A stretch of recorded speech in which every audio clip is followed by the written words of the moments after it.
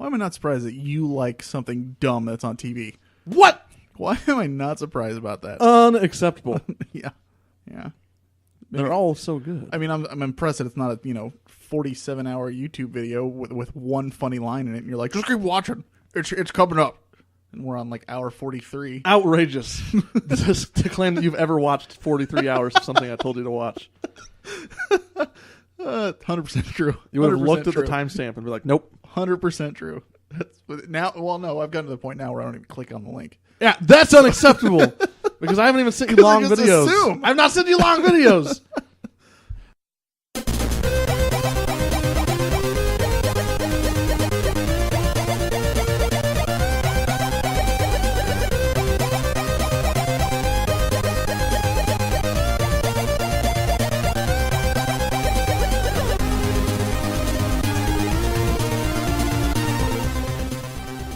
Hello and welcome to episode number 59 of the Frozen North Gaming Podcast. My name is JJ and I'm here with my two friends, Mark. Howdy, y'all. My name is Mark, and see that? Just a tiny chuckle when I said it. No major laugh. I got through it this time. Well done, Mark. How you guys doing? I'm just glad that you had to put in the disclaimer afterwards. That makes it so much better. No disclaimer over here. It's Matt with you today. Not Brian. I mean- Sorry, guys. I'm not Brian. Get to introduce him. That's No, you don't get to Stepping introduce on me. his lines, man. coming in and trying to take over already. I know. Well, I'd already Unbelievable. spoken, so I have to come in and say something. Otherwise, people are going to be like, where's Brian? I could have easily have just said, and that other voice you hear is Matt. So, where is Brian? He is, he just had to take a weekend off. Did you like that He's transition not- I just did there? He is not in town, unfortunately. So, He's also got a massive backlog to complete. When he comes back, he's going to have so many games he's beaten. He's going to finish every Final Fantasy game, right? yeah. He only he's announced working that on the journey. 2 years ago. Episode 1, he announced that. So, we're only on 59. So, that's, a lot of time. Hey, but at least he plays games. True enough. Absolutely. Yeah. And he doesn't play like, City Builder. Whoa! Hey, So- segue. Hey, Segue. I'm the only person here who hasn't played that game, so... And I actually like it too. Yeah, you should like it I because did. it's fun. Whoa. You know what? Now I don't anymore. What? You know what? Now I don't, because you're telling me to. That is very obstinate, but I can't stop you. Okay, good. I'm glad we're on the same page then. So, like you said, good segue. What have you been playing, Mark? Oh, I've been playing. Get ready for this. Cities Skylines. It's great. I really like the way it's integrated with Steam Workshop, so I can just get right in there. Is that all you've been playing? I can. No. Let me tell my story though. It's almost all I've been playing. But you can just get right into Steam What are the Workshop. games you've been playing? And I can Anything download. good? It's so cool how good you can just download the content and get it loaded up. It's so easy to get mods installed on this game. That's all I'm trying to say. And there's tons of content out there. What? And the other game is I picked up and I tried to enjoy Final Fantasy 13 again. And it just infuriated me again. what kind of mods can you put with City Skylines? There's Like- mods that try to fix the traffic issues that the game has. Yeah, that I sounds thought, like I a thought great match. roads fix the traffic issues. Well, Isn't that your argument No, some of the last time? pathfinding stuff. Well, I mean, sure, you can do a lot of stuff to fix it, but the pathfinding still needs to be patched because they just get in the lane they want to be in and don't change lanes, even if there's traffic jams. Could it be that they're just bad drivers? It could be. Did the We could drivers go with ever that. get You just- irritated? You need a good I mean- driver patch. No. Did they like But get out yeah, of they their do need cars a and good just driver walk to work patch. instead? If you put in plenty of like walkways everywhere, then yes, they will get out and actually walk. Why instead don't you of just driving. do that then? I've tried and it's helped somewhat, but this isn't the point of the show to talk about my traffic problems for an hour. Still a more immersive world than Final Fantasy 13. Very true. Boom! How's my lake doing in my my bridge? What are you doing? Oh, did you lose your notes so you can't read off your tablet? Oh, I man. logged. I Looks must like have you're like screwed. I've like palmed the screen and logged out of Google Drive. We all, All right, know, we guys. all know that Mark likes to just read off of his tablet. So now that he's Hey, locked out we of are it, like several minutes into the show and I've just now noticed. So Hey, that's that's a good okay. sign, We're right? off the rails. That's better, right? FF15 is going to be off Oh, I the know rails what too, happens. right? Instead of FF13. All right, I'm good to go. All right. you're back in. Okay, Matt, what have you been playing? I've been playing almost exclusively Bayonetta for Wii U. I picked up Wii U and Bayonetta, and I got to get through the first one in order to actually play the sequel. And it's good times. I really enjoy that. Marcus, why you got to be doing that to me? He's shining this beam of light in my face like I need to open my eyes All or right, something. so keep going about the Bayonetta. I'm interested. Bayonetta is so good. It's made by the same people who did Devil May Cry. They went and made a studio called Platinum Studios, and the game is absolutely ridiculous. It's like the ultimate objectification of women, but it's done to like such an extreme hyperbolic sense that it's just comes off as satire, and it's the most hilarious game I've ever seen. I thought it was intentionally satire. I think that it was. There a lot of people argue with me that it wasn't. They were just cashing in on the entire idea, but I'm pretty sure that the actual creators. One of the creators is a girl, so I've never played it, but looking at it, I mean, it seems super over the top. yeah, So it's pretty good. I like unleashing my hair monster onto large bosses and doing infinitons of damage. That's an actual metric that they use. Oh no, I believe you. To measure it. It's pretty good. All right, that's it. Just Bayonetta. Pretty much. Other than that, a little That bit of sucks. WoW and replaying some Final Fantasy games, trying to keep up with Brian. He's playing FF13-2, and I was picking it up with him and trying to play through it with him, but I think he's ahead of me now, so I think I'm going to give that up. All right, very cool. I have been playing Dragon Age Inquisition. I should be done with it in the next couple of days. I'm at the very, very end.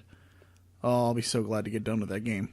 Not because it was bad. I just, anytime I hit like the 40, 50 hour point, I'm like, oh my gosh, this is a long time and I just want to get into something else. So I'm looking forward to getting into Final Fantasy Type 0, which will be next on the list. Also, Brandon, if you remember our buddy Brandon, who raved about Nintendo when he was on the show for a few minutes. Man, that was a brilliant segment right there.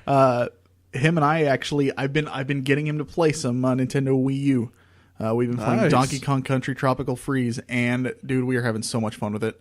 It is an absolute blast, and I'm not a big side-scroller fan, and he's not a big Nintendo fan, but the fact that the two of us are having such a good time with it shows that it really does some good things. So, having a good time with that, and yeah, that's been pretty much it. I haven't really played much else. So how are we doing with converting Brandon into playing quote-unquote fake games? Oh no, he still thinks it's for kids, 100%, absolutely. Typical. Yeah, for sure. Oh, and him and his girlfriend live in the same exact apartment building that I do. So they came over last weekend and we were playing some Mario Party 10, which was all right. It was decent, and we played some Mario Kart. So we had fun with it, but you can tell he still 100% looks at that system as for his little sister. So it's not for everybody. I like it. Well, we'll see what happens when the next Metroid Prime comes out. That would have the potential to sway him, I think. When's that coming out? I don't know, man. Right around I the know. same time as Half-Life 3? Yes. I know it's not announced, but that's something people have been clamoring for, and it only makes sense for them to eventually do it. Star Fox. That's all I care about at this point. Well, obviously Zelda, but we do have an idea in 2016 of when Zelda's coming out. So, but Star Fox. E3, I'm hoping they have something. Nintendo usually doesn't have a big presence at E3, though, does it? They used to. They don't anymore. Now they're focusing more on their Nintendo Directs. They typically do have one right at the time of E3, though. Right, So okay, they should have a big presentation at least, even if it's not directly a part of E3. Okay. So, yeah. Should be exciting. All right. Well, we do have some media outlets that you can contact us at. Our email address is frozennorthpodcast@gmail.com. Our website is fngaming.net. We have a Facebook page at facebook.com/thefrozennorth. Our Twitter is at fnpodcast. Our blog is frozennorthpodcast.blogspot.com. And, of course, we're on iTunes, so please subscribe to and rate us on there. We would appreciate it. Speaking of Twitter, we actually have a... We're trying to get 200 Twitter followers, and we're very, very close. Yep. So if we can just get... I think it's like we're like 10 to 15 away, somewhere like that. Yeah. So if we can just get those, we hit those, we'll do another contest. And that means, like, someone gets some free stuff. And free stuff is always good. So tell your friends to subscribe, even if they don't listen to us, so that you can have a chance to get them free stuff. Steal their phone away and subscribe. Actually, on Twitter, it's not subscribing, it's following. Oh, so excuse me. We like the word subscribe. You push the button. You push the button. Okay. So Yeah. There's that. Your face. All right. So, get us to 200 Twitter followers. Do it. Contest. Free stuff. Awesome. Yeah. Cool. News. Since Brian's not here, Matt is going to take the reins. Matt, what's going on with news? Let's do the news. We got some news out of Nintendo this week. We have a new Nintendo Direct that came out on April 1st. We've got some good stuff on the way. We got a Shin Megami Tensei crossover with Fire Emblem coming out for the Wii U. Smart move. Go on and actually watch that video. I've never really been excited for crossover games much. If anyone's ever played Cross They've Edge been on talking PS3. about this for like 3 years. What? Shin Megami Tensei and Fire Emblem, they've been talking about it for a couple of years. I know, but I haven't been excited for it until I saw this video they posted on Nintendo Direct. It was awesome. It was fantastic. But I haven't really been excited for crossover games most of the time, but this one's got me pretty pumped. Hey, if anyone can do it right, it's Atlas. That's a key mature property for Nintendo to have on their platform. Yeah. Oh, yeah.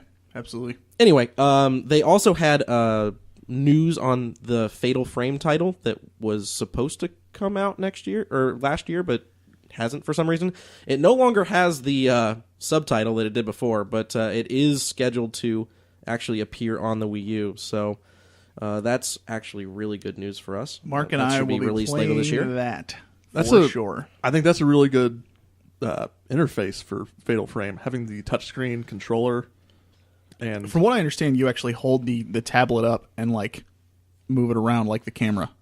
that's awesome. So should be interesting. And from what I understand, like at least the way that I took it, there's 3 separate storylines to follow as well, which would be kind of cool. So I told Mark that in true coward fashion that we like to play these games, I will do the least scary story, then Mark will do the next one, and then we'll make his girlfriend play the scariest one. No, I'll do this least scary one. And then you do the... I already called it. You can't call. You can't triple stamp a double stamp. I'm too afraid. So, borrowing horrible disaster, we will get that game by the end of the year, sometime this year. I'm excited. The new 3DS is also getting a little bit of love with a new Fire Emblem title actually being announced to be in development. And we're also getting Xenoblade Chronicles 3D available April 10th, so make sure to check that out. All right, let's move on. We have also got a little bit of, depending on how you look at it, sad news. We have some delays going on. Nintendo and Microsoft joined Sony in delaying a potential blockbuster title. Earlier this month, Uncharted 4 was delayed to 2016. I don't know if we actually said that or not last time or not. But Nintendo announced that Zelda Wii U is going to get delayed into 2016. Sad day. And Microsoft also announced that Remedy Entertainment's Quantum Break, the same Oh, studio no! that did, Alan Wake, is also delayed to 2016. Oh, man. Now, I would like to point out that, for me, delays are always good news. Because it means the game's actually going to be right. done. So, I actually was more excited about this than anything else. Because that means that when we finally get a Zelda game for the Wii U system, it'll actually be good. I agree. Yeah, I mean, take all the time you want. I've never really been disappointed with a Zelda game. And if they want to take the extra time to do this, and one of the big reasons they said they are delaying is because they keep thinking of new stuff they want to add. Right. I'm not going to knock them for wanting to put more content in their game. Yeah. You know? It's going to be great. Heck yeah. All right, let's move on. We've also got news this week that Sony is going to acquire the remnants of the OnLive game streaming service that is set to cease operations here in a couple of months. That is huge news for Sony because OnLive has a extensive patent portfolio that includes some proprietary information concerning that the innovations in cloud-based gaming. So, Sony has that. What it was called again? The PlayStation Now, I Right. think is what they released. I think Their that solution for backwards compatibility. the acquisition of OnLive may very well prove to be profitable for them in that regard. That'll make the service a little bit better if they can find some stuff in there that they can add to their own service. So, exciting news on that. Sad day for anyone out there who actually subscribed to OnLive, but it will live on in the realm of Sony. Quick update on Kojima and Konami. Things are not looking better after a couple of weeks. We've had some drama going on online. Kojima's logo has been removed from several of the websites. It's got re-added to the Metal Gear Solid Legacy website, but it's gone from Silent Hill. So that's Classy. kind of sad because that's indicating that he may not have anything to do with the Silent Hill game that's coming out. Good job, That's speculation, but we're not really sure. But yeah, the Kojima Station, where a lot of announcements have been happening a couple of years in a row, has also been suspended indefinitely. It's like a video streaming show that they do every once in a while. Because that got shut down, it just looks more and more like Kojima might actually leave Konami this time. That's crazy. What's Konami thinking? I don't know, man, but Kojima Productions is going to go on without them anyway, regardless. I mean, someone's going to pick him up and fund him. I'll tell you what I'm thinking. I'm thinking Konami can maybe start focusing on Suikoden 6. I mean, I'm totally for that, and that's what I want to happen, but they have literally none of the staff that worked on any of the other games. No, anymore. yeah, in all seriousness, I don't know. I don't know what's going to happen, man. Only time will tell. Unfortunate. Yep, we'll just have to wait and see. I mean, they said that Metal Gear is not, this franchise isn't going anywhere, but who knows how it's going to be. The new Metal Gear Solid is going to be like Final Fantasy 13. I didn't say that. I'm just kidding. I'm kidding. Oh, I'm kidding. Someone's fuming over here. Hey, I'm not fuming. Well, you should be. Well, that hasn't happened yet, and it better not. So, anyway, we'll keep an eye on it and let you know if there's any good news. Hopefully there will be soon. All right, last story I wanted to let you guys know about. Square Enix announced plans to expand on Collective, which is their idiosyncratic initiative. I know Mark likes that word. They are expanding the market to go beyond PC-only titles to digital console products and mobile games. They're actually also planning to fund some small-time developers directly with up to $250,000. So crowdfunding remains their primary source, but they're actually going to put a lot more money into it. For me, I'm taking away from this that I think that Square may have actually turned the corner here and is pouring a lot of money into investment, which is really good news for me as a fan of Square. This just makes Square look like they're much more stable now that they've completed their reconstruction plan since a lot of their people departed. What do you guys think about that? I'm excited for it. I think it's great. We like crowdfunding programs, I think, right? We love that stuff. Yeah, I like it a lot, yeah. Yeah. When it's used correctly. Right, exactly. Yep. And hashtag Mark needs a PS4 2015. No, I don't! Got a couple of bundles going on out there. You can Nope. search on Amazon. I mean- There's a new bundle for a PS4 with Bloodborne and The Last of Us. I believe it is something like $450 some odd for that, which is a pretty darn good price. So check that out. They also released a Batman Arkham Asylum Special Edition PS4. So Mark, pick your poison. Go ahead and go buy it, man. What are you doing? When The Witness and Everybody's Gone to the Rapture come out, then I'll be very interested in picking one up. But I'm guessing that's not going to be until late this year. And I'm sure late this year there'll be even better deals. So, All right, Mark. There you have it. Well, Mark, we will get Mark a PS4 by the time this year is out. And that concludes the news. JJ? Solid. As always, you can go to our website, fngaming.net, and we will have links to all those news articles that Matt mentioned in our episode description. So, bam. All right. Can I get a bam? Bam! Really loud in my ears. Thank you. So You're going to have much. to turn that down in post so that you don't blow some speakers. Maybe I'll turn it up. Nice. Because that would blow my speakers when I'm listening to it. True. So that would be a bad idea. Unless I turn my speakers down, then turn it up, and then be like, you know what? I don't know what's going to happen. Okay, back Swing on track. We're going to do a Beyond the Game segment. We haven't done one in a few weeks. So, Beyond the Game. Yeah, It's yeah. a great segment. Sounds good. we're going to be talking about difficulty levels in gaming. Easy, please. Typical Marcus. And there you have it. That's the segment. Cool. Thanks, The Mark. end. So, to get started, what difficulty level do you guys typically play on? I'm going to start. Boom. I made you guys look at each other like, who's going to start? And then I cut in because, yep, Yeah. I'm doing it. I'm starting. I typically play on normal if I can.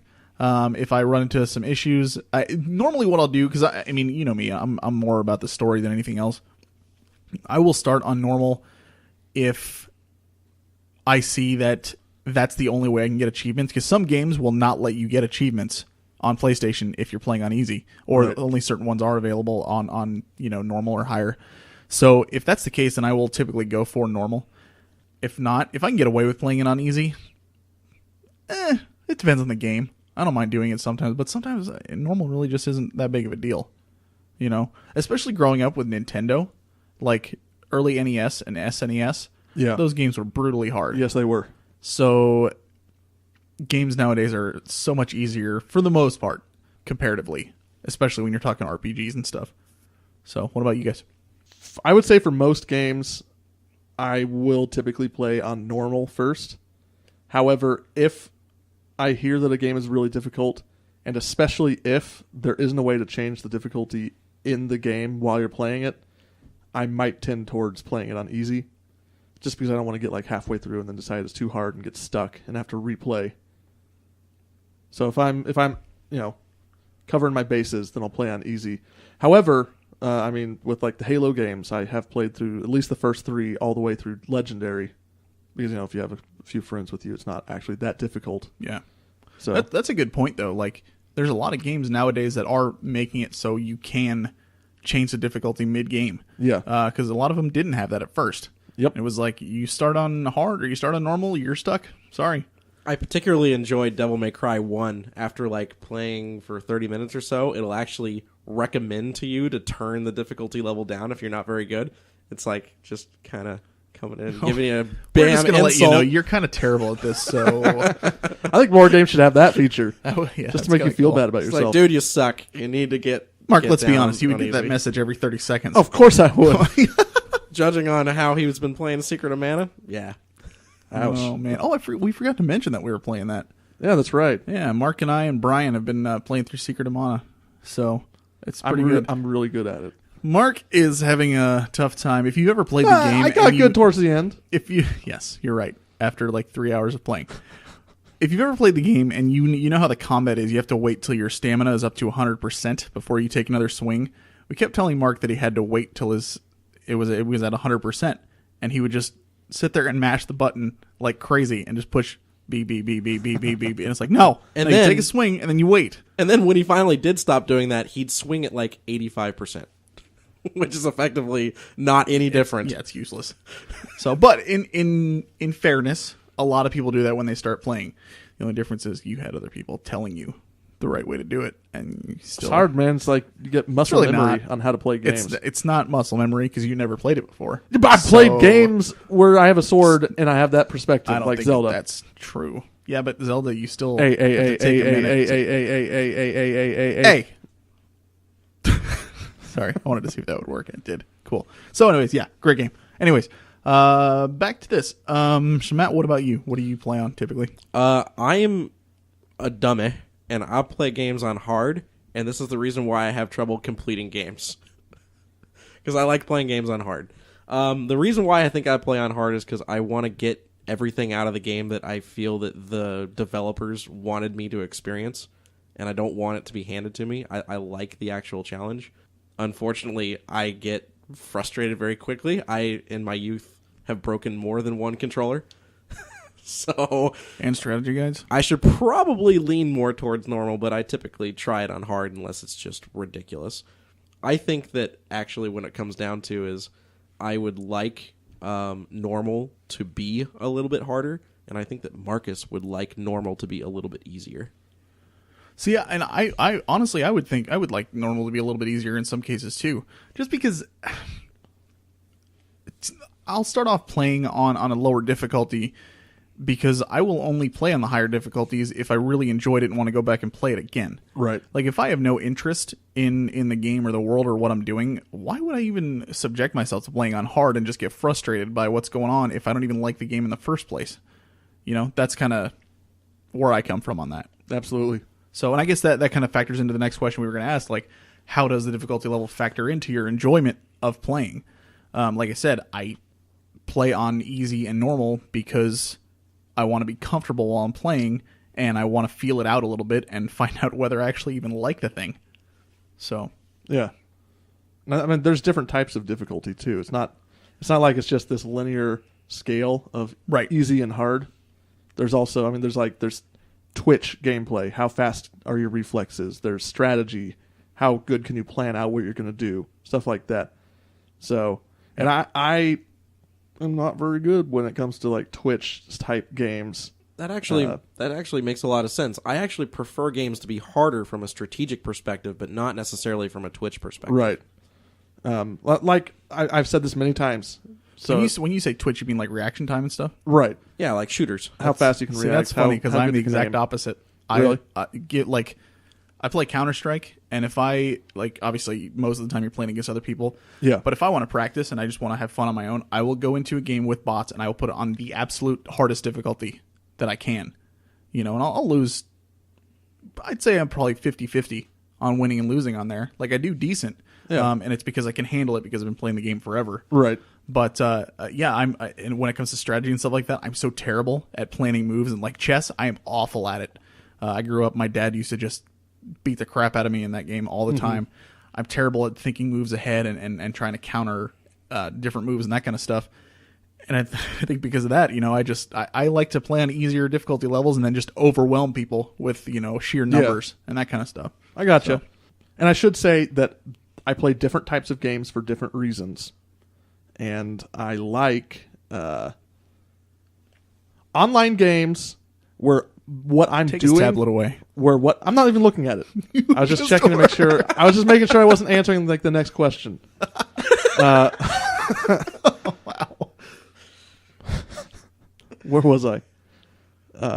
Check your I don't tablet. know, check your tablet, see which number you're on. Okay, so online games where what I am doing as an individual is essentially what the story is.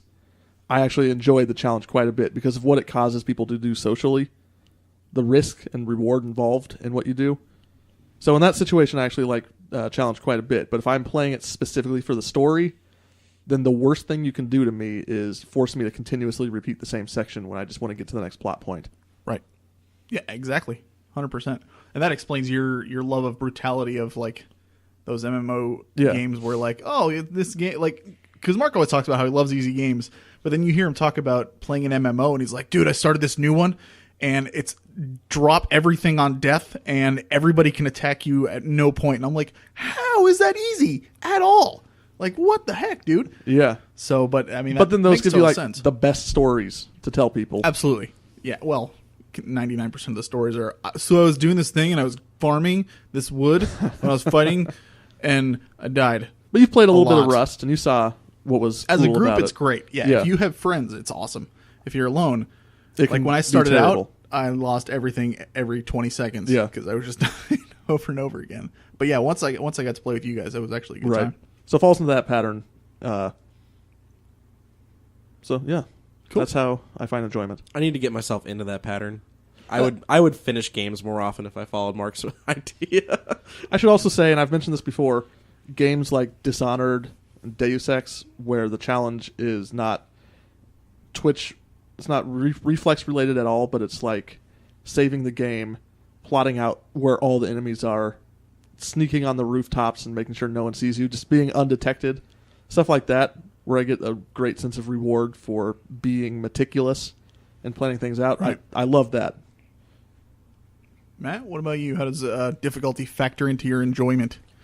For me, I think that the difficulty level has to match the story of what's going on. It needs to be believable from my perspective that the challenge fits what I'm trying to do. So, if I'm playing Halo on heroic difficulty, that to me felt correct. But when I got into Legendary, it felt like every single other entity in the game had more shields, more ammo, more powerful weapons than I did. I no longer felt like I was who I was supposed to be. I was supposed to be a Right. special Spartan. So kinda I killed your- didn't enjoy Legendary. I gotcha. But if it's ridiculously easy, then I better be playing a character who is like a god compared to the enemies that he's up against. Right. Otherwise, I need it to make sense in my brain. Otherwise, I won't really enjoy it that much. Like, yeah, the story is cool, but I'll appreciate the story more if I actually earned it. Okay. Do you guys feel like there are certain genres or games that are expected to be more or less difficult than others? Like Nintendo's a good example. like we brought up Brandon before, he looks at Nintendo and he sees kid games left and right. Does that necessarily mean that all Nintendo games are easy? I can tell you they're not. No. And him and I were playing freaking Donkey Kong Tropical Freeze. That game is not easy at all. And he was commenting on that too. He's like, dude, this game is insanely hard. Like ridiculously hard. Yeah. So I don't know. I mean, do you think there's kind of like a staple that certain genres or games need to be? I think there's some games where being really, really difficult is almost like a feature of the game. It's something that they brag about and sell the game on, like Bloodborne, yeah, Dark Souls, games like that. Absolutely. Like old Nintendo hard games. Battletoads. Right, exactly. Ghouls Battletoads. and Ghosts, yep. So those games are like, it's a badge of honor that they're extremely difficult. Yeah. Then you've got your games that are difficult because of how insanely complex they are, like Football Manager 2015. Why am I not surprised you would bring something like that? You're interrupting my point. or like a really in-depth flight simulator. Or what? Okay, why are you rolling your eyes on that? No, there are games that are designed to be so in-depth that all right, so that's what I think. Your points are wonderful, Mark. I have a point. Mark, what's the story in your in-depth flight simulator that you're So talking anyway, You create the story. You do create the story, but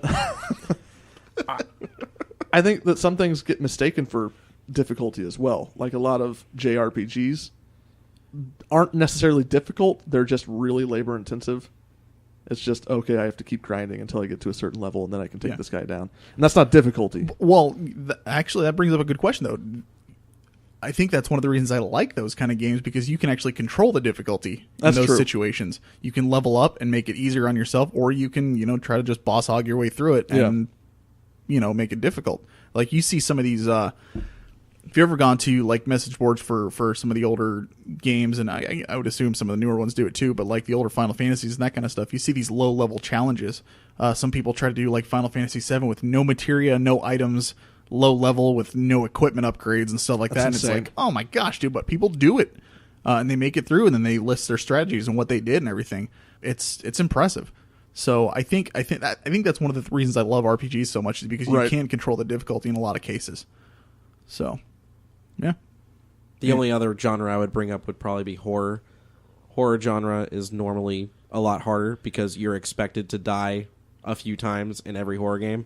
I've never played a horror game where I didn't die once. I don't think horror games are designed to be difficult specifically. They're designed to be paced just right so that you feel like the game's impossible, and when you're on your last limb, then you get the health pack that you need to get. So it's really about pacing with those games. So the fact that you and I had a hard time getting through Amnesia, was that because the game was difficult? That's because we were terrified. Is that a reflection of the difficulty, though?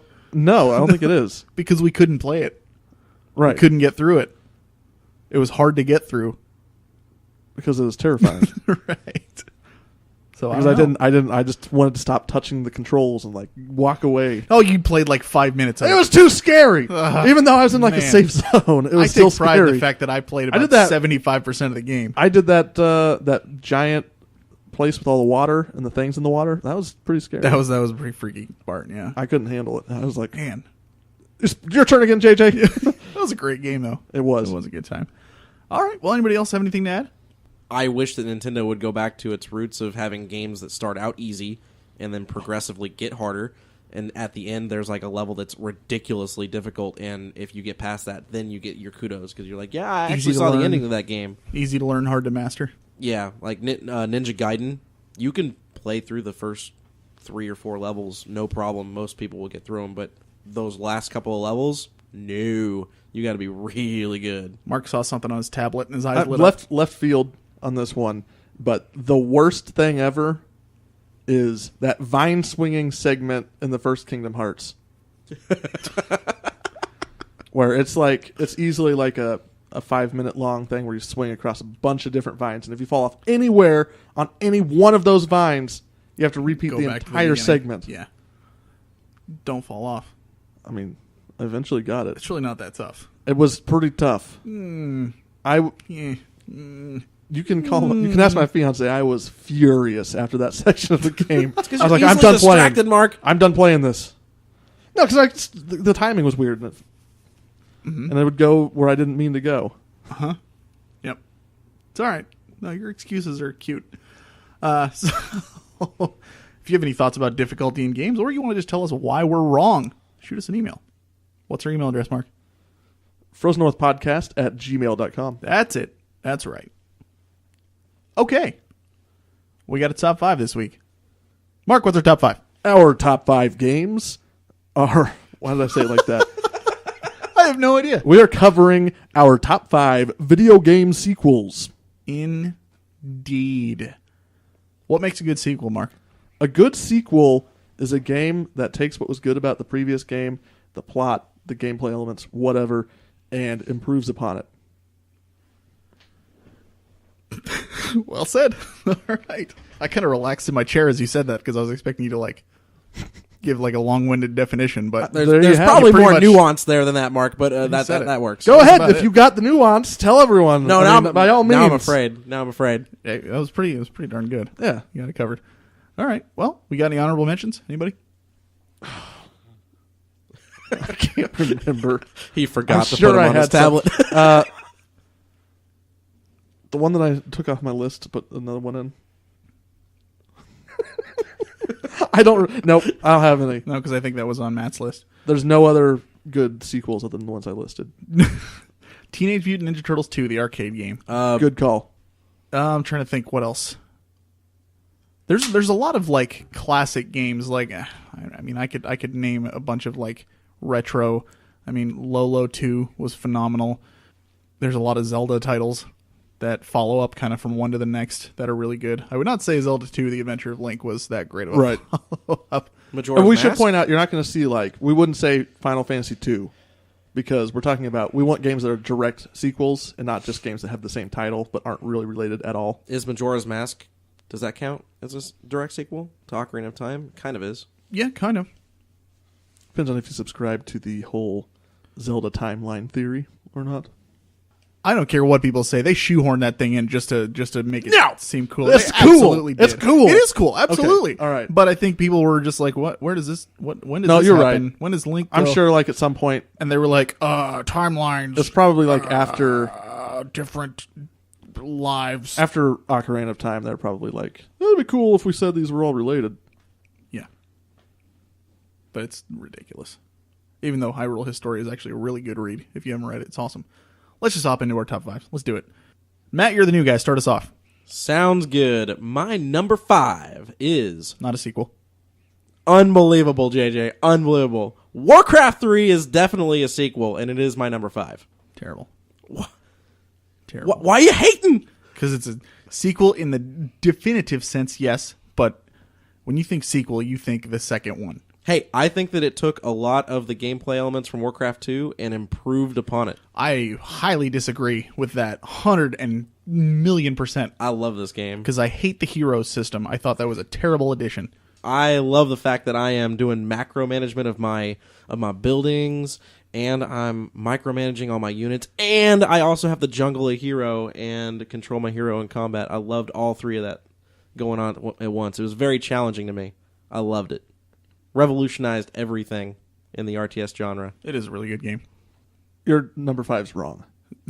See? Mark's got it. He read that from his tablet. So Send he knows- hate mail to me, Right, I guess. I made sure Do- first. Do I have an email address that they can send hate mail to me? Yes. FrozenNorthPodcast@gmail.com. Yeah, right. absolutely. We'll forward it over All right, to him. if you Then guys just agree you with just Mark, I want some hate mail. Have the title of the email be Matt Hate Mail. But look, no. Warcraft 3, its story set up everything for World of Warcraft. So it gotta be in my top 5. It has to be. It has a good story. It is. Absolutely. It really does. I never beat Frozen Throne. That is Still have not unfortunate. beaten it. Yeah. Not because I didn't like it. I played through Warcraft 3 and then, what is it, Reign of Chaos, right? Right. I played through it, and then I was like, all right, cool, I'm going to do Frozen Throne, and then I got burnt out. I was like, oh, man. And every time I get burnt out, I take a long break, and then I just can't go right back to where I left off. I always have to start over again. Yeah. I just need to knuckle up and just run through the whole thing. So, all right, Matt's number 5, Warcraft 3. My number 5 is probably one that a lot of people will disagree with, especially Final Fantasy fans. Final Fantasy IV, The After Years. Have either of you guys played it? I haven't. I did not get a chance to play it. I didn't pick up the Wii. Well, it's on PSP too. Oh, it is? Yeah. I gotta go play it now. The main reason that it, like, as far as the game itself, it's okay. The main reason that I really like it so much is because I am such a huge fan of Final Fantasy IV.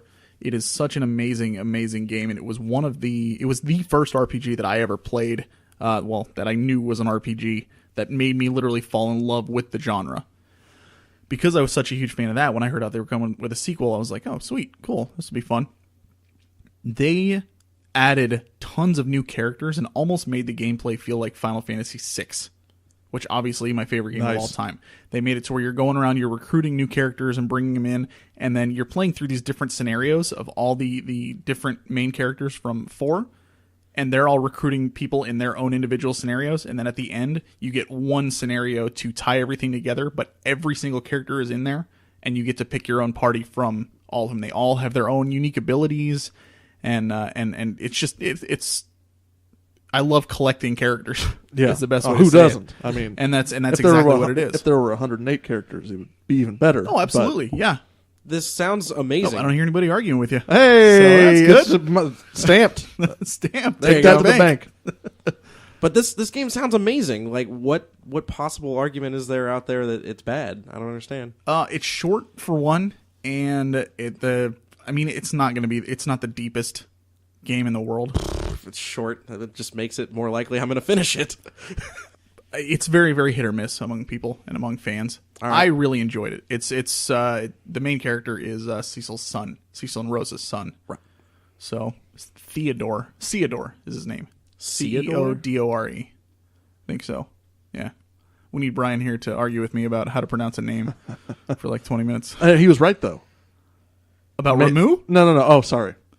I thought you were still referring to Cindy? Cindy. Yeah, he was right. He was right about that. Ramu, though, he was not. True. He said Ramaw. So he's 50-50 so far. He is. Yeah. All right. So he's flipping a coin. Good deal. Yeah, but a lot of his stories are... Brian, we love you, buddy. Okay. So that's my number 5, Final Fantasy IV, The After Years. Mark, number 5, sir. My number 5, Portal 2, appears on someone else's list later on, so we'll talk about it then. Solid. Matt, number 4. My number 4 is Diablo 2. Okay. My number 4... You going to say anything about it? I thought it was on someone else's list. Nope. Oh my god. It used to be. I've been punked here, guys. I've been punked. All right, let's talk about Diablo 2. Why is it not on your list? He been bamboozled. I'm gonna bring up why it's not on his list later on when we get to that point, and Mark's gonna go, come on, Unbelievable. Oh, right. you know what I'm talking about, yeah. How could this not be? You're going to give me grief over Warcraft 3 being on my list, but you don't have Diablo 2? Unbelievable. Things had to be changed. Unbelievable. This game, like, reestablished the powerhouse that is the roguelike genre. It was so fun that Blizzard North literally disappeared for weeks playing their own game during development. It was a fantastic game. I still play it over Diablo 3 sometimes. It's that good. This game also got you your nickname, which we won't say on the show. Unbelievable. Oh, so you're going to allude to the fact that there's a nickname, but not actually discuss. Why did you mention it at all? Along with your hate mail that you send in, if you want to hear the story behind Matt's nickname, just ask about it. Yep. Unbelievable. I hope that I got some backup. You're a rude dude, JJ. Rude awesome. dude. No, I honestly, Diablo 2 is a great game. The main reason it's not on my list is because I'm a story guy, and I don't know squat about the Diablo storyline at all. Oh, I never paid attention to it. I always enjoy. I It's- didn't understand the story. I can't claim that I did. It but I basically- liked it.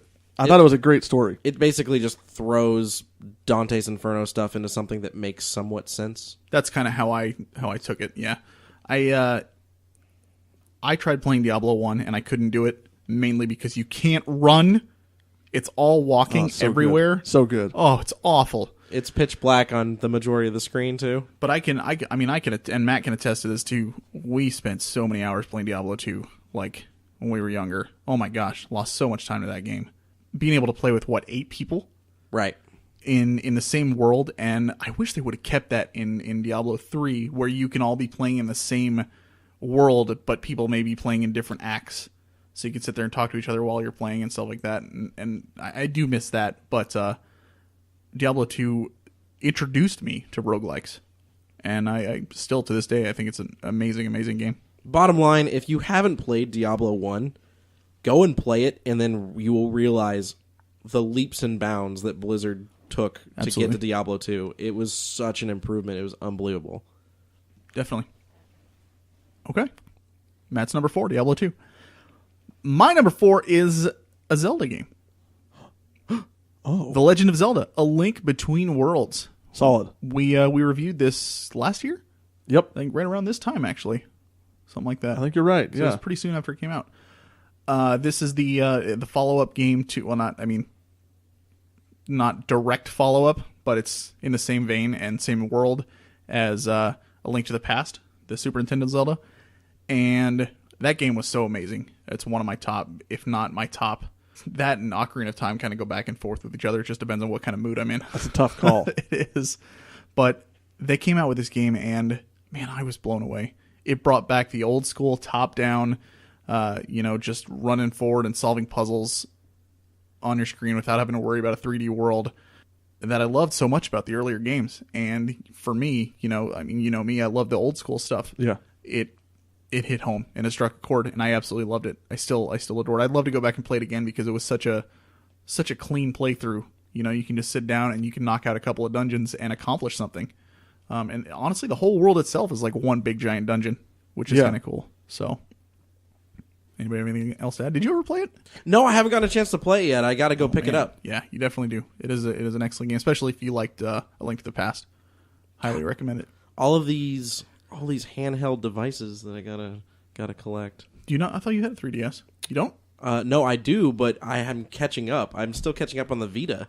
Like I didn't own them for a while, so yeah. This is a phenomenal game. I highly, highly recommend it. Even if you're not a Zelda fan, typically this will take you back to the old school Zelda when it first came out, and the impact that made. And I mean, Zelda's still making impacts with the new releases that it's getting. So, yeah. Good stuff. Mark, number 4. My number 4 is Borderlands 2. JJ loves this game. It's one of his favorites. He's giving me a big thumbs up right now. Yeah, he is. I can attest to it. No, JJ said some things he didn't like about this game, and I can say that I 100% agree with him about the first game. I definitely felt really disconnected from the story. It didn't feel cohesive. It wasn't as funny to me as it should have been. And so I was super excited for the first game. The features they were talking about, the completely procedurally generated guns, all that seemed amazing. But I never got into it. But the second game came out, and I don't know what it was. The on-ramp with the first mission you do with Claptrap. Whatever it was, I got into that game real hard. And I blazed ahead of all my friends, beat the game by myself because I couldn't wait for them to catch up. And played through it again. It's a fantastic game. I really enjoy the plot. I think the humor is awesome. And JJ, I guess he didn't like the delivery of the plot. He felt like it was off on the side. No, I mean I like the writing. I like I even like the story a little bit. The humor's hysterical. Yeah. I like the characters that are in it. I think, and I'm pretty sure I mentioned this when we did our review on it a while ago. It feels kind of disjointed it emphasizes so much on the multiplayer aspect. The game is fun on your own, but it's really fun with more people. Yeah. You get a group of people in there and you're all blasting through different characters and everybody doing their own thing. It is a great experience. However, you can't follow the story if you're playing with a group of people because everybody's going to be rushing through it. Everybody's going to want to go to the next step right away. Nobody's going to want to sit there. I mean, and if you have 4 people sitting there listening to the dialogue and stuff like that, somebody's going to get bored. That was my problem that I had with it when I played it. My 2 friends that were playing, they just were continuing to do stuff, and I was sitting there doing nothing, just listening to the plot, and they're yelling at me. And that was Come my help, issue. Matt! What are you I doing? guess that explains why I enjoyed it so much, since I blazed ahead of everyone. See, Since and I was that's- by myself, I think I was able to digest the story better. Right. And that's my issue, is that I either play by myself and I miss out on the multiplayer fun, Yeah. or I play multiplayer and I miss out on the story. I gotcha. So that's why I was like, you gotta try to have both. And Yeah. it's tough to do with that game. Did I hate it? Absolutely not. I see the genius in it. I see that it has a heck of a lot to offer, and it's fun if you just want to hang out with your friends and just blow through some baddies. But as far as like a serious gameplay experience, just not my cup of tea. My recommendation: if you play games slowly, this one may not be as enjoyable to you if you're playing with Right. friends. Just play by yourself. That's what I did. Now- And I thought it was fantastic. If you've got people who have played through the story or don't care, and you just want to run and gun through the whole thing, oh my gosh, Yeah. it's a blast of a party game. Absolutely. So But if you take your time and enjoy the plot, it's also actually got a really good plot with some really cool twists in it. Really funny, and I mean, it's just better than the first game on basically every front. It's the perfect sequel. true enough. There you go. Perfect sequel. It's the That's perfect, why it's your number 4. It's the perfect example of what a sequel should do. In comparison to the last. Okay, all right. It's a great example, not the perfect one. Okay, obviously. fine. It's not the I'll perfect let it example. slide. All right, Matt, number 3. My number 3, Marcus. It's Portal 2, which is Marcus' number 5. Hey, that Portal 2. I love me some Portal 2. Yes, to talk about it then. You want me to talk about it first? You talk about it first. This is every once in a while this happens on the show where we're like You just kinda weirdly look we at don't each other. we just get confused about where to start.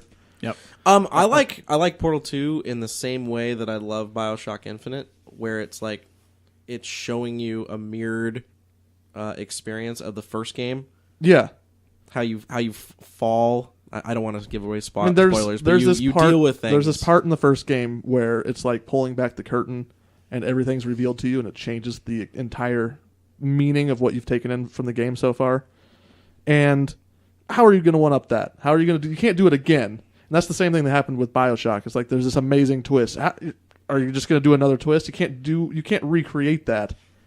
But in both of these cases, they managed to find a new twist, something else that's really interesting and intriguing to throw at you.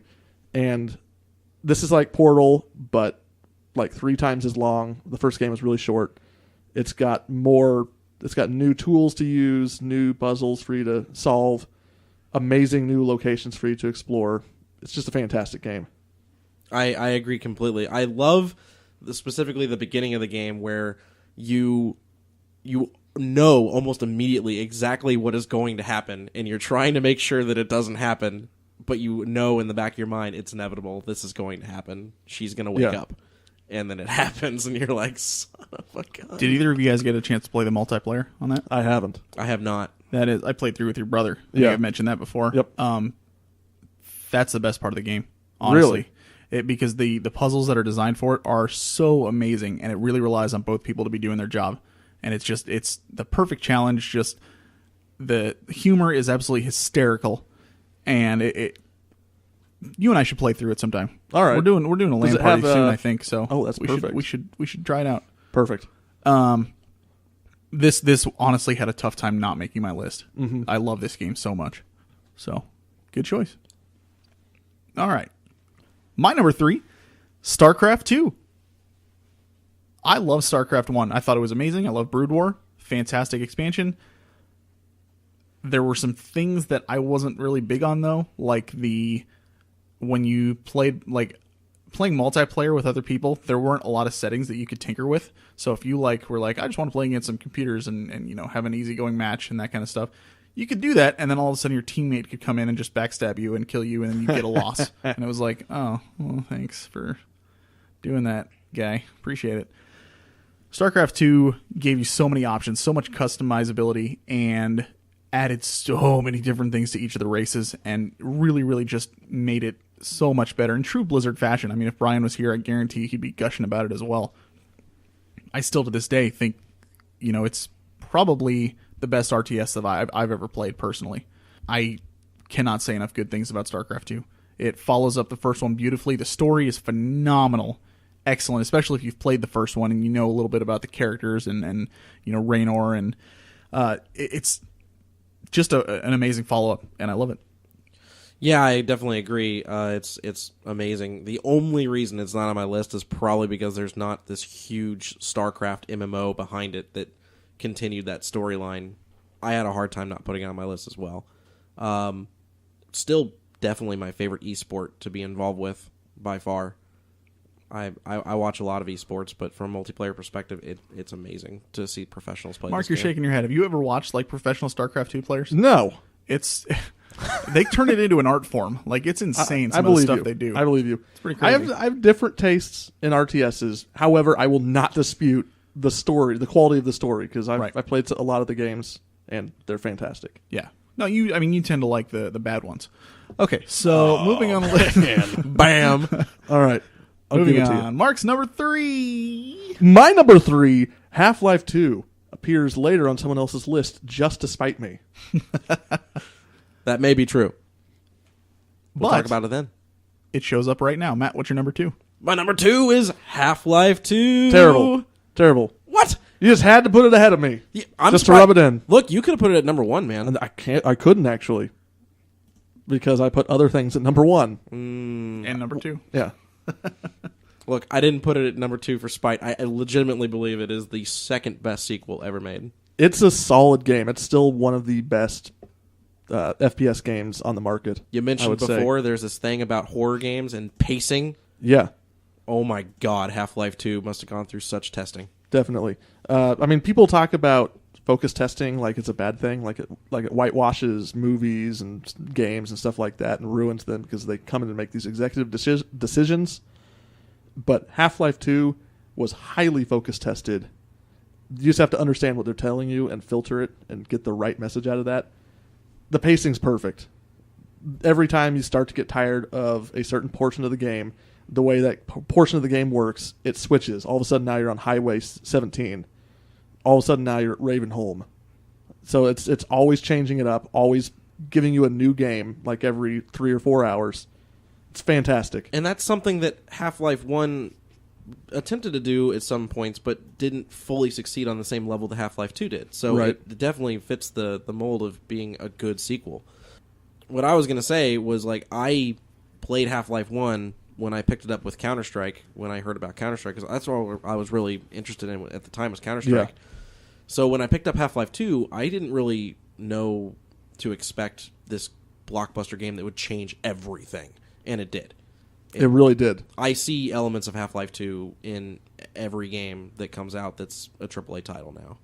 I mean, when you consider that Half-Life 2 came out 2 weeks after Halo 2, and you compare those two games, Half-Life 2 just feels like an entire different generation from Halo 2. And I'm sure Brandon's going to be furious if he hears this. Probably. He's a Halo 3 fan anyways. Yeah, that's true. I mean, just the fact that an FPS in 2004 starts the way it does, with you on this tram, hearing this message from the G-Man, and then coming out, going through this dystopian checkpoint, out into this vast open courtyard with a tower, with all the stuff happening. The presentation of the plot is just beautiful. Still one of the only games that I can think of that pulls off having the plot happen regardless of if you're looking at it or not. Yeah. It doesn't interrupt you with Yep. cinematics, which I want to see more of, but for some reason have not. All right, so that is Matt's number 2 and Mark's number 3, Half-Life 2. Mark and I have the same number 2. It's the best number 2. Is it? Because you forgot it the first time you wrote your list. Let's not talk about that. Mark forgot this game, and I go to him and I'm like, hey, before I post the notes, I just want you to know you're going to be kicking yourself as soon as you see my list. And he goes, you don't even have to say it. I know what it is that I missed. And I'm like, do you? And he goes, yeah, let me go change it right now. And then he does, sure enough, and there it is, Suikoden 2, number 2. And I was Yep. like, I can't believe you forgot to put, like, one of your favorite games of all time. I just, I view the whole Suikoden 5G. Series? I view the whole Suikoden series Wow, as one, that was tough. as one entity, except for 4. And so I didn't really look at it as a sequel until you said that, and then I immediately realized my mistake. Nay, my crime. True enough. True enough. Is this the reason why I got bamboozled? Yes. Yes. Yeah, he adjusted it to show this on there. All right, I guess you're excused. So, Suikoden 2. This is Mark and I's number 2. Yeah. Man, like, first of all, one thing that improved right off the top of my head, the box art. Yeah. Yep. Major improvement. Man, because that first one was awful. So here's another obvious improvement: the inventory. Absolutely. Yeah, the inventory for sure. This game the first game was incredible. Yes. This game actually is very, very similar in gameplay, and this is kind of one of those things that I say it all the time, where it doesn't fix what isn't broken. It took everything that was great about the first game and just brought it over to this one, and then was like, you know what, let's add this and this and this and this. I mean, the first game had solid combat, it had solid visuals, music, etc. Yep. But I think you would agree that the plot feels very minimalistic in the first game. Oh, yeah, absolutely. It's real quick. There's no long cutscenes. Nothing really that cinematic. It's very to the point. yeah. Yep. And this game comes along, and it's very cinematic. The pixel art is amazing. They really get the emotions across of what's happening, and it's a much longer game too. Doesn't it feel like Absolutely. that the characters are a lot more well defined in the second game too? Absolutely. Yeah, definitely. Wow. So Suikoden 2 is one of the best sequels ever because it improved in the plot area. Yeah. That's It took. interesting. I mean, And the gameplay mechanics, like Mark yes, said. it took the gameplay mechanics and it ironed out all of the errors and mistakes in the first game to make just a. I think it's funny that because the way it was designed, the creator said, like, this is the game that I wanted to make originally. He had Suikoden 2 already in mind. It's what he wanted to do. Yeah. He made Suikoden 1 as kind of a trial run to see. be like, let's see if we can do this. And if this works out, then I'm going to make my masterpiece. Yeah. You know, I put that in quotes, but It's a masterpiece. you know, his masterpiece, though. Okay, I don't know yeah, I what he gotcha. would consider to be his masterpiece. But, like, that is the game that he wanted to make. And it shows because you can see them trying things Yeah. in the first game and being like, all right, this worked and this worked and this worked. We're going to move it over. We're going to use that in this one. And we're just going to throw this phenomenal story on top of it. It is Game of Thrones, the video game. Definitely. There's so much in there. It's unbelievable. And you've got 108 distinct characters who each bring something to the table. And it's not too many. It's not too many. It's not. Flat out, it's not too many at all. If anyone ever says it in a future episode, we're just going to put this quote, this little audio clip on top of that. You know what? I'll go out on a limb and say that even if it was 109, that wouldn't be too many. That'd either. just be too many, man. That is too many. That's being 100 ridiculous. 109 is too Come many. on. Really? Come on. Are you sure? You're done. You're done. You don't even know what you're talking about. Who invited him? Honestly, I don't know. 109. Jeez. God. Do we don't have freaking 100 hours to play this game? Come on. Right. I would have put it on my list too if I would think of Suikoden 2 even as a sequel. I realize it's got a 2 in the name, so I should, but in my brain it just doesn't click because I didn't play Suikoden 1 for years and years and years after I played 2. Basically, you failed. Kind of, I guess so. And the fact that you think 109 is okay is asinine. That's just it's a tacky joke I that you mean, made. yeah, it is. Come on. Unbelievable. Jeez. I'm just collecting all the hate mail today. Unbelievable. 109. Where'd you find this guy? All right, so that's our number 2. Suikoden 2. Number 1's Matt. My number 1, I love this game. Metal Gear Solid 2 Sons of Liberty. Is that the one that takes place on a oil rig? Yes, Well, yes. Oh, dang it. it is. This is the only one in this series that I have played and beaten. I love this game. I thought that this game took the biggest risk ever by introducing Raiden as the main character, and it paid off in epic fashion. Watching that game unfold, its plot unfold from Raiden's perspective instead of Solid Snake was the most genius move I've ever seen. And this game, still to this day, I play through it once a year because of how good it is. I love Snake Eater. I love the other games too, but this game was way beyond the first game. To me, actually, you know what this game did? This was the first game that I played when I decided definitively games are art. That is what I decided. I decided it was a cinematic experience that I had never seen before in a video game, and I've never looked back since then. That is why it is number 1 on my list. Metal Gear Solid 2: Sons of Liberty. I had a good time with it. Mark, have you played it? I have played it. You don't remember it though, do you? I got up. I think I probably got like halfway through the game, and then there's this part where you like go all the way down, like way down underwater, and then there's a time limit, and you have to like get all the way up to some important objective. I was like, no, I'm not doing this. It got too hard. It got too hard I for turned him. it off. Yep. I think I was renting it too, so I took it back. Yeah, it's I had a blast with it, absolutely. And like I said, it's the first and only Metal Gear game that I've played, and I own all of them because I bought the collection on PS3. So definitely need to go back and play the other ones because I really, really did enjoy this one. So, all right, Matt's number 1, Metal Gear Solid 2: Sons of Liberty. Mark, I think we have the definitive number 1 sequel, though. It is definitely the definitive number 1. And I think Brian would be proud. I think he would. In fact, I know that he may have also put it on his at number 1. Absolutely. I'm glad that all you guys agree, and I'm the odd man out here. You are. Maybe you should play the game. I need to Mark! finish the game. That's true. Why, or what, not why, what is our number 1? Our number 1 video game sequel is Mass Effect 2. Sorry. Way to steal his thunder there, JJ. You were saying all that stuff, so I had to speed it up. Sorry. Apologize. Mass Effect 2. There it is. You know why this game's good? A lot of reasons. Because of Jacob. That is not even remotely true. That's So you're it. coming That's all off I the gotta heels. say. You're coming off the heels of Mass Effect 1, which was a really good game. It had an interesting plot. It had fun combat, really cool missions, and role-playing elements to it. But it also had horrible crap like the Mako missions, where you have to drive a vehicle around the first planet. game? Yeah. Yeah. So this game comes in with an incredible opening scene, which I think we talked about last week. Yep. And then it takes out the Mako stuff, so you don't have to deal with that, and brings in loyalty missions, which I thought were fantastic. I mean, sure, they make the pacing of the game a little bit wonky. It makes it feel like some of the main objectives aren't as important as they need to be. But The universe is in peril. I know, but she has daddy issues, so we gotta go take care of those real quick. but I mean, you get to do some really cool stuff where you make moral decisions for each of these loyalty missions that determines if they're loyal or not.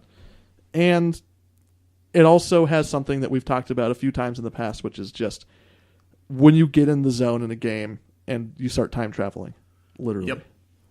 First one did not have that for me. No, not at all. I actually found myself loathing places in the first one, like the Citadel. Yeah. Having to run around the exact same zone for so long, doing nothing, just talking to people. And I'm an RPG guy. I was just like, oh my gosh, get me out of here. I want to do something. I want to have fun. I want to shoot some stuff, whatever. Second game came around and it was a complete 180. Yeah. Oh my gosh, the inventory system is 1,000 times better. You like you said, you lose track of time. You don't even, you're playing and you're like, all right, so what, 20 minutes have gone by? No, 4 hours. Yeah. Holy crap. I mean, I'm a chronic not finishing games guy, and I could not stop playing this game. Right. Yeah. You and I both finished it in I think a week to a week and a half. Yeah. And we spent 40 hours, 40 Yep. plus? It was over 40. I mean, it's, it's a job right there. Yeah. So And it didn't feel like it. It was No, like, it didn't. I'm already done. I'm kind of disappointed. I want to play it again. it really, I can honestly say I would like to go back to that trilogy again Yeah. someday, at some point. But it really, because it was such a departure from the first game and such an improvement, and you and I both think it's the best in the series as well. Yeah. The best game in the series. It just, man, Mass Effect 2, awesome. It's fantastic. Good stuff, really is. So, there we have it. There's our top 5 video game sequels. JJ and I had really good lists. We did, absolutely. You got The other guy you had haters. a few good games. All these people are haters. All these people, Yep. Mark and JJ, Yep. all these people. Well, and Brian, because Brian's list he's was very hating. similar to yours too. He probably is. He's hating right now. remotely. Yeah, that's true. Who can blame him? He's probably thinking about your 109, come on. 109 characters. Yeah. Well, with that, I think that does it for episode number 59. Does anybody else have anything to add? It's been a pleasure, despite all the hatred. I do have something to add. If you would like to let us know how much Matt failed as the third host of this episode, you can send the mail to frozennorthpodcast@gmail.com. Please do. Yeah, if he did good, email us that too and tell us how great he was. Yeah, But- the first one's more important. But yes, So we're more likely to read if it has a negative. if we get 109 emails, then Mark will put on a dress. No, I will Take not. a picture. I Nope. keep coming back to that. I Nope. don't know why. Why do I If want we to see get- you hold in a on. dress so bad? That's weird. You know what? That's really weird. Yeah, it is weird. I'll bite that bullet. I'll wear a dress if we get 190. Okay, emails. I get.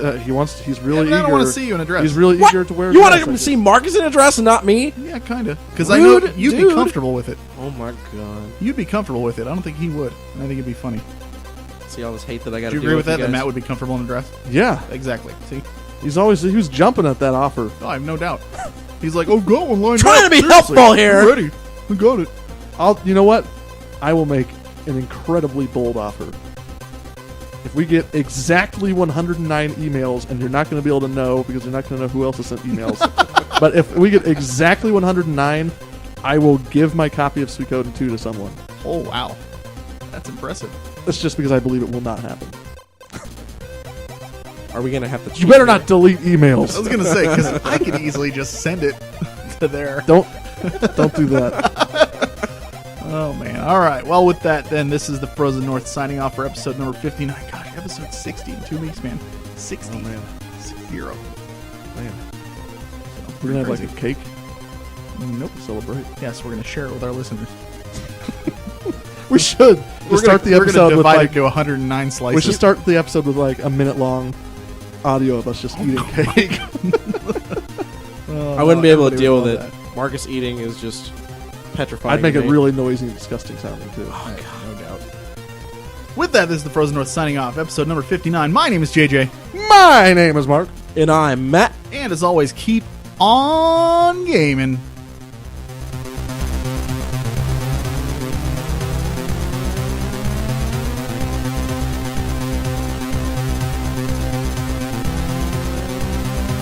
Our theme song was made available through the Creative Commons Attribution license by Ziphoid.